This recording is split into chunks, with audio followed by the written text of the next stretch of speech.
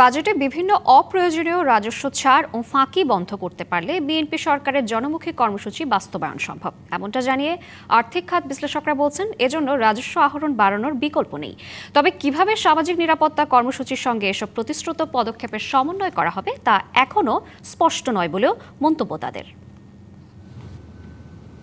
বর্তমানে সামাজিক নিরাপত্তা কর্মসূচির অধীনে ১৫৪টি ভাতা ও সহায়তা কর্মসূচি রয়েছে।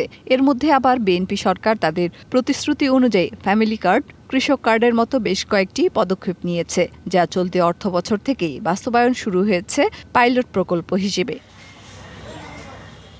বর্তমান সামাজিক নিরাপত্তা কর্মসূচির সঙ্গে এসব প্রকল্প কিভাবে সমন্বয় করা হবে সরকারের দিক থেকে তা এখনো স্পষ্ট করা হয়নি। সোশ্যাল প্রোটেকশন বা বিভিন্ন ডেভেলপমেন্ট এক্সপেন্ডিচার কি কতটুকু করতে পারবেন তার আলোকে হয়তো এগুলোকে সাজানো যেতে পারে এবং সাজাতে হবে।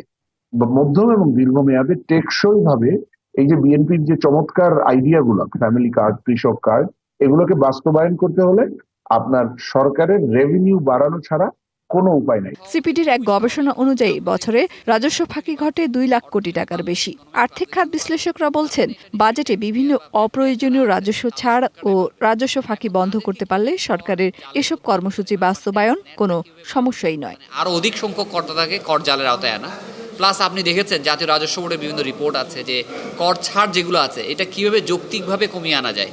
নায়াসিনামাইড ও স্যালিসাইলিক সমৃদ্ধ লিলি ফেস ওয়াশ যা ফেসের ডেড স্কিন সেল দূর করে দেয় দ্বিগুণ ফাস্টার ব্রাইটেনিং। তাহলে কর জাল যদি বাড়ানো যায় আর করের বেস যদি আপনি এক্সাম্পশন কমিয়ে যদি করা যায় তাহলে রাজস্ব আহরণ তো অবশ্যই বৃদ্ধি পাবে।